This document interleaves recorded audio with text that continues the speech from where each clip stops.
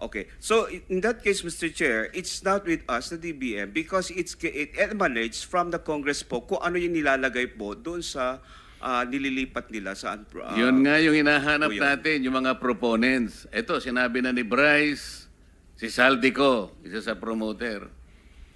Sinabi rin ng Diskaya, lumabas din ang mga pangalan, 17 congressmen. Nabanggit din si Saldico doon at si Speaker Martin Romualdez. Di umano, sinabit nung dalawa sa kanilang sinabi. Tama? Yes, Mr. Chair. Sa isang araw, pumunta rito si Toby Chanco, si Representative Toby Chanco, isinegaw niya rin ang pangalan ng Saldico at nag-produce siya ng resibo. Napakahaba ng resibo.